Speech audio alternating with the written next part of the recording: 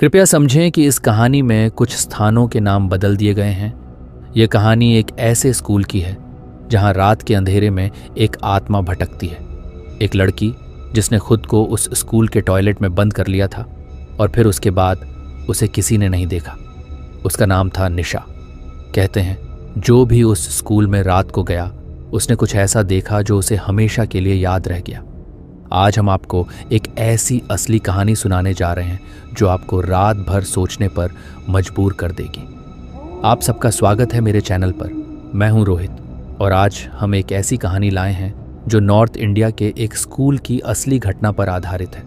दोस्तों, ये कहानी सुनने के बाद आपका उस स्कूल से गुजरना मुश्किल हो जाएगा। तो तैयार रहिए एक डरावनी सफ़र के लिए। शुरू करते हैं बिना किसी रुकावट के। ये सब कुछ एक स्कूल के पुराने हॉस्टल से शुरू हुआ।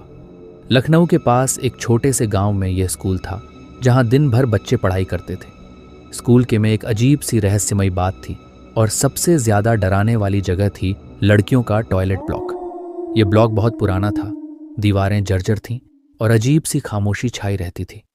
लोगों का कहना था कि वहाँ कभी एक लड़की ने खुद को बंद कर लिया था। उसका नाम था निशा। निशा एक खुशमिजाज और समझदार लड़की थी, लेकिन किसी कारणवश उसने खुद को एक दिन उस टॉयलेट में बंद कर लिया।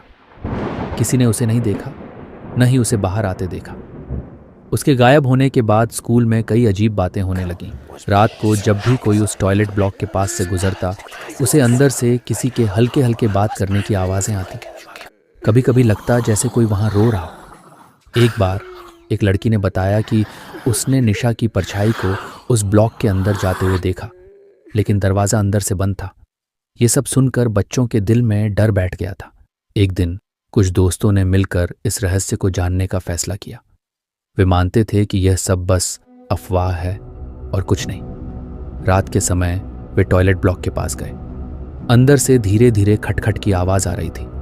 दरवाज़ा थोड़ा खोल कर देखा, अंदर कोई नहीं था। लेकिन जैसे ही उन्होंने दरवाज़ा बंद किया, उन्हें लगा जैसे किसी ने उनके कंधे पर हाथ रखा हो। जब उन्होंने पलट कर देखा, वहाँ कोई नहीं था। उन्हें लगा शायद ये उनकी कल्पना थी और वे वापस लौट गए। उसके बाद से किसी ने वहाँ जाने की हिम्मत नहीं की। वे मानते हैं कि निशा की आत्मा अब भी वहाँ भटकती है। कुछ लोग कहते हैं कि उसने उस जगह को अपना बना लिया है और अब वह वहाँ किसी को आने नहीं देती। स्कूल में अब भी पढ़ाई होती है, लेकिन टॉयलेट ब्लॉक को बंद कर दिया गया है। कोई भी वहाँ रात के समय नहीं जाता। कहते हैं जो भी उस ब्लॉक के पास गया, उसने किसी न किसी तरह से निशा की मौजूदगी महसूस की।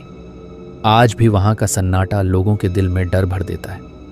इस स्कूल का नाम लेते ही बस एक ही बात याद आती है, निशा और उसकी रहस्यमयी परछाई। दोस्तों, ये थी निशा की कहानी। अगर आपको ये कहानी पसंद आई हो तो लाइक और शेयर करना ना भूलें। और अगर आपके पास भी कोई ऐसी ही कहानी है जो आप चाहते हैं हम सुनाएं, तो हमें ज़रूर लिखें। मैं हूं रोहित। मिलते हैं एक और रहस्यमयी कहानी के साथ। तब तक रात को अकेला मत जाना।